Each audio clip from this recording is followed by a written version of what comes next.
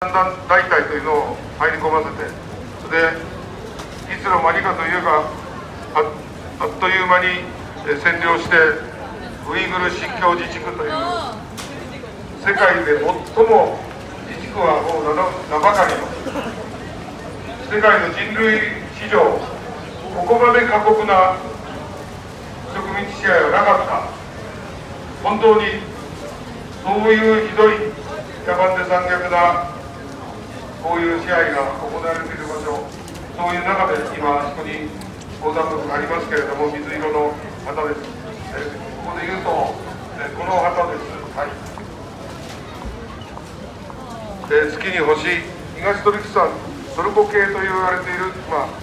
東のトルコだということも、そういう旗です。その、運動をなさっている方が今日、いろいろありますけれどもということで、ここに来ていただいて、ちょっと話してもらうことになりました。大変勇気のある、本当に、方です。私も敬意を表したいと思います。では一言。頑張れ。話して。皆さんこんばんは。こんばんは。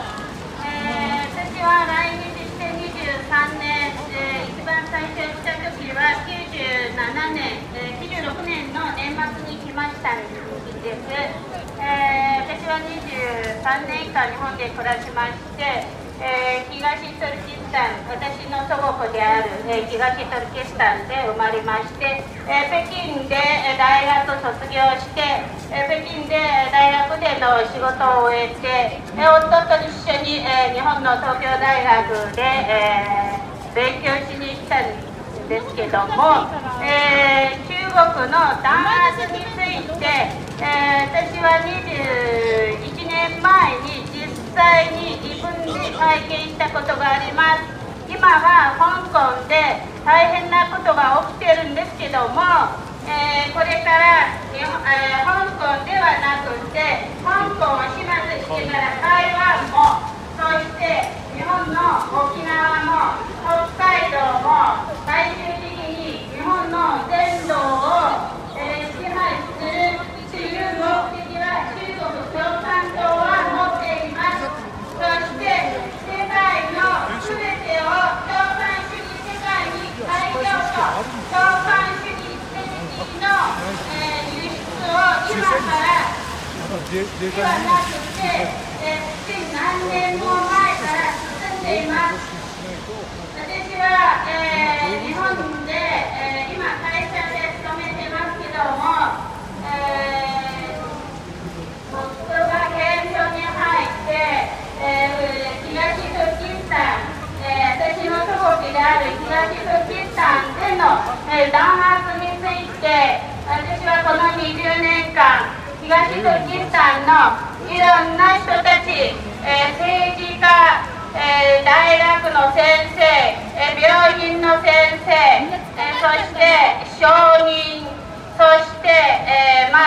今は世界で、東トルキスタンはイスラム教と言われてるんですけども、宗教指導者ではなくて一般の信者、一般の市民、一般の学生、一般の主婦、それらの人たちを、自分の、意に向かない人たちを全て今は収監されて100万人と言われている人が私たちの、数えてはいないんですけども、家族、日本で暮らす2000人か3000人と言われるウイグル人、カザフ人、キルギス人と言われる東トルキスタンの人々の家族、ほとんどの人の家族が収監されてます。1人か2人。私も夫はもう死んでます。そして家族は収監されてます。それで、知人、隣の人、知ってる人、日本で留学してる学生の親、収監されてます。そして生活費に困った学生、学費が、支払えなくなります。そしてパスポートが切れます。ビザが切れます。パスポートの再発行ができなくなってます。帰国もできず、パスポートもなくビザもなく不法滞在に困っている学生もいます。香港の今に置かれた状況は私たちが、この20年間30年間、この70年間近く私たちがずっと味わってきました。私たちの祖国東トルキスタンは中国共産党中華人民共和国が成立する前に東トルキスタンという国が存在しました。私たちの国の歴史は中国共産党の歴史より長いんです。私たちは中国共産党そして中国人が東トルキスタンから出ていったら私たちは彼らと何の関係もありません。文化も、思想も政治も全て共通点はありません。今香港の人たちの勇敢な行動を私たちに与えた影響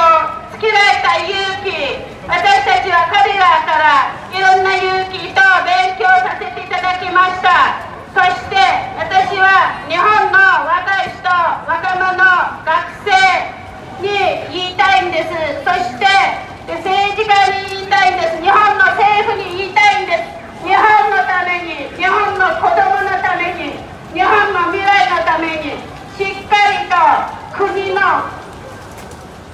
建設そして日本の国民を守るために日本をしっかり守ってほしいんです。私たちの祖国東トルキスタンでは今子供たちが親から離られてで強制収容所ではないいわゆるその保育園、幼稚園と言われる子どもの強制収容所で中国人に育てるための、思想教育、洗脳教育を受けてます。友達の中には親から離れた子どもと子どもから離れた親、母親から離れた息子、娘から離れた親、そして妻から離れた夫、夫から離れた妻、たくさんの人たちがいます。みんないろんな物語、いろんな話があります。その話を私たちは訴えるところがありません。聞いてくれるところがありません。そして体験、組織を立ち上げて世界の、政府、日本政府一般の人たち、アメリカ政府、国際社会、国際人権団体に訴えるしか道はありません。私たちは力がないんです。日本国民、日本の政府、日本の一般の、市民、私たちを助けてください。お願いします。はい、ありがとうございました。いわゆるウイグル、東トルキスタン、こういうところで多くの人たちが虐殺され、強制収容所に入れられ、内臓まで売買される。そして子どもたちも中国人、中国共産党の教育を受けるために子ども用の強制収容所の中に入れられている、そういう現実を今我々